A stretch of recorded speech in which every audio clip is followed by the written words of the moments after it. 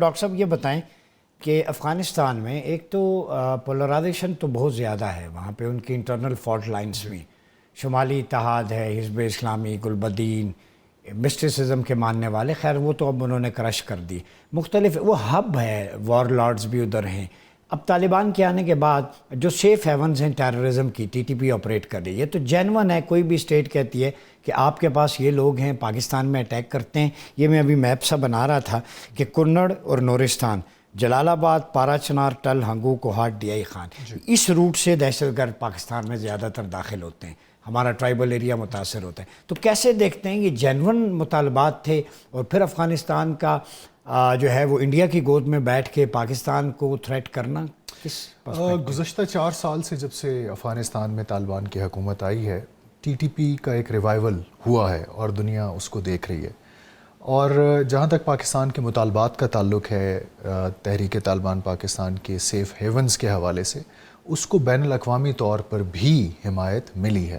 اقوام متحدہ کی کچھ 4 ایسی رپورٹس پبلش ہوئی ہیں پچھلے 3 سالوں میں، جس میں اقوام متحدہ نے پاکستان کے ان تحفظات کی توثیق کی ہے کہ افغانستان نہ صرف تحریک طالبان پاکستان، القاعدہ، بلکہ دیگر عسکریت پسند دہشت گرد گروہوں کا ایک گڑھ بن چکا ہے۔ اس کے علاوہ اگر علاقائی سطح پر آپ دیکھیں، چین کی بات ہوئی، ایران میں 4 بڑے حملے ہوئے ہیں پچھلے 2 سالوں میں، اور ان میں جو خودکش بمبار تھے، ان کے جو ہینڈلرز تھے، ان کا تعلق بھی افغانستان سے تھا۔ اسی طرح تاجکستان میں 8 ماہ پہلے چائنیز انجینئرز پہ حملہ ہوا، اور اس کے تانے بانے بھی افغانستان سے جا کر ملتے ہیں۔ تو افغان طالبان کے زیر اثر جو افغانستان ہے، وہ صرف پاکستان کے لیے نہیں بلکہ پورے علاقائی امن کے لیے ایک خطرہ بن چکا ہے۔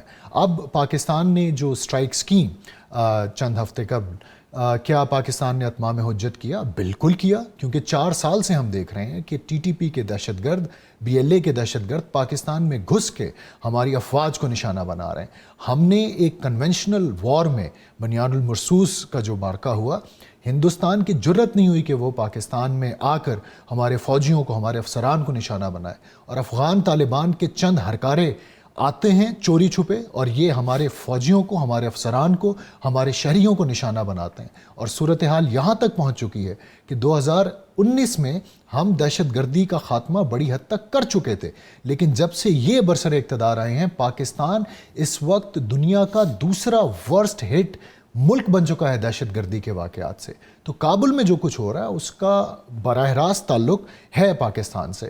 تو میں یہ سمجھتا ہوں کہ پاکستان کو اپنی کیرٹ اینڈ سٹک کی جو پالیسی ہے اس کو جاری رکھنا پڑے گا۔ کیا یہ معاملہ مذاکرات سے حل ہوگا؟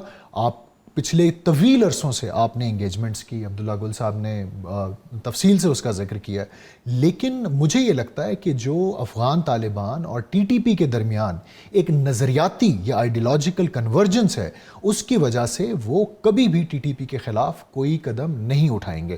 تو اب ضرورت اس امر کی ہے کہ خطے کے دیگر ممالک، جس میں چین بھی شامل ہے، ایران بھی شامل ہے، تاجکستان ہے، یہ مل کے پاکستان کی کوششوں کو حمایت کر بھی رہے ہیں۔ اور افغانستان کو یہ نہیں بھولنا چاہیے کہ یہ ایک لینڈ لاکڈ ملک ہے، اور اگر آپ کے چاروں اطراف آپ کے پڑوسی آپ کی ان فیصلوں کی وجہ سے، آپ کی ان ایفیشنسی کی وجہ سے، اور آپ کی اس ایڈونچرزم کی وجہ سے اگر آپ سے تنگ آ گئے، تو شاید آپ کا ناطقہ اگر بند ہو گیا تو تھنگز ول بیکم ڈیفیکلٹ۔ آپ نے اپنے سوال میں ذکر کیا، کوئی ایک چیلنج نہیں ہے افغان طالبان کو، معاشی تو ہے، ظاہر ہے، لیکن جو انٹرنل پولرائزیشن ہے، جو قندھار اور کابل کے درمیان جو ایک بہت بڑی رفٹ چل رہی ہے، حقانیز اور قندھاریز کے درمیان جو رفٹ چل رہی ہے، اسی طرح سے کئی غیر مسلح جمہوری تحریکیں اس وقت چل رہی ہیں افغان طالبان کے خلاف۔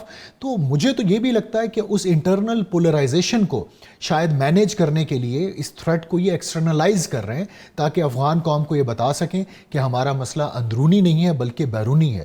اور پاکستان کو اگر یہ سمجھتے ہیں کہ پاکستان ان کے لیے ایک نرم اور تر نوالا ثابت ہوگا، تو یہ ان کی بہت بڑی غلط فہمی ہے۔ جی ڈاکٹر خرم اقبال صاحب یہ بتائیں، انڈین میڈیا وہ ابھی جنرل بخشی کو انہوں نے رکھا ہوا ہے، ارنب گوسوامی ہے، بخشی کی تو شمشان گھاٹ جانے کی عمر ہو گئی ہے ویسے، اور دوسرا میجر گورو آریہ، تو یہ پے در پہ جو افغانستان کا پلاٹ ہے، اس میں بھی وہ کہتے ہیں کہ دیکھیں ہم نے متقی کو بلایا، ہندوستان میں مسلمان ہیں، دیوبند میں وہ دارالعلوم میں گئے وہاں، تو اس کو وہ کیش کروا رہے ہیں کہ دیکھیں، حالانکہ بوچر آف گجرات کا ٹائٹل مودی کے پاس ہے اور وہاں کوئی رائٹس نہیں ہے مائنورٹیز کے. 25-30 تحریکیں علیحدگی کی چل رہی ہیں. تو ہندوستان کے میڈیا کا کھل کے آنا کہ افغانستان کے پیچھے ہم ہیں، اس کا مطلب ہے ہندوستان ٹیررزم کو اور ٹی ٹی پی کو سپورٹ کرنے کا اعتراف کر رہا ہے. دیکھیے، افغان طالبان کو یہ سمجھنا پڑے گا کہ اس وقت ہندوستان میں جو حکومت جس پارٹی کی موجود ہے، یہ وہ لوگ ہیں جن کو یہ امامیں، یہ بارش چہرے دیکھ کر شاید وٹ پڑتے ہوں. یہ ہندوتوا نواز حکومت ہے جو پچھلے 10 سالوں سے بھارت پر قابض ہے، اور مسلمانوں کے ساتھ ان کا جو نظریاتی اختلاف ہے وہ صرف پاکستان تک محدود نہیں ہے. یہ سمجھتے ہیں کہ تاریخی طور پر جتنی یہاں پر انویژنز ہوئی ہیں انڈیا میں ہندوؤں کے خلاف، ان کا منبع افغانستان اور پاکستان میں موجود مسلمان رہے ہیں. اس نظریاتی ایک برڈن کے ساتھ اگر افغان طالبان یہ سمجھ رہے ہیں کہ وہ ہندوستان کے ساتھ بہت اچھے تعلقات استوار کرنے میں کامیاب ہو جائیں گے، تو پھر میں ان کی حکمت کو داد دوں گا. اور میرا خیال ہے ہمیں بھی تھوڑا سا صبر کا مظاہرہ کرنا چاہیے. افغانستان اس وقت ایک سوورن خود مختار ملک ہے. They have all the rights to engage any country that they want. ہمارا مقصد اس وقت یہ ہے کہ ٹی ٹی پی اور بی ایل اے کی جو سیف سینکچریز آپ نے وہاں پر قائم کی ہوئی ہیں ان کو آپ ختم ہمارا آپ سے اور کوئی مطالبہ ہے ہی نہیں، جو مرضی کریں. ایگزیکٹلی. اور دوسرا یہ ہے، پاکستان میں ایک طویل عرصے سے ہمارے عسکری حلقوں میں بھی یہ ریئلائزیشن ہے کہ ایک طرف ہمارا ایک ازلی دشمن موجود ہے، اس صورت میں ہم ایک ٹرو فرنٹل وار لڑنا نہیں چاہتے. ہم چاہیں گے کہ افغانستان کے ساتھ ہمارے تعلقات خیر سگالی پر مبنی رہیں. اگر آپ کی کیپیسٹی کے مسائل ہیں، you have to convey it to Pakistan quite confidently and frankly. ہم نے آپ کو یہ بھی پیشکش کی کہ اگر آپ آتے ہیں، ہم اپنے افواج کے اداروں میں آپ کی ملٹری کیپیسٹی بلڈنگ کے لیے ٹریننگز کروانے کے لیے تیار ہیں، لیکن آپ کی انٹینٹ تو ہمیں واضح ہو کہ آپ چاہتے کیا ہیں. اگر آپ کی انٹینٹ یہ ہے کہ آپ پاکستان کی قیمت پر ایک چند ہزار لوگوں پر مشتمل جتھے کو ترجیح دینا چاہتے ہیں، وہ آپ نے ثابت کر دیا ہے 4 سالوں میں. تو اس صورتحال میں پاکستان، میں سمجھتا ہوں کہ اب جو ایک طاقت کا استعمال کر رہا ہے، اس کے پیچھے ایک پوری ایک لاجک موجود ہے. اور اب بھی اگر افغان طالبان یہ نہ سمجھے تو it will be too late. Doctor صاحب یہ بتائیں، پروفیسر برہان الدین ربانی، یہ گروپ وہ تھا جو پاکستان کے ساتھ بڑے الائن تھے، جیسے عبداللہ بھائی نے کہا، جو بیٹھک جنرل حمید گل کے پاس ہوتی. اب وہ کریڈٹ لیتے ہیں کہ ہم نے فلاں کو مارا، اصل میں اس کے پیچھے جو اسٹریٹجی اور حکمت تھی وہ پاکستانی لیڈرشپ کی تھی. یہ تو ثابت ہو گیا. تو آپ فیوچرسٹک سینیریو کیا دینا چاہیں گے؟ مستقبل کے حوالے سے مذاکرات ہی اس کا حل ہیں. اور میرا خیال ہے افغان سائیڈ کو یہ سمجھنا پڑے گا کہ اب ہمیں قواعد و ضوابط میں رہ کے ایک دوسرے کے ساتھ چلنا پڑے گا.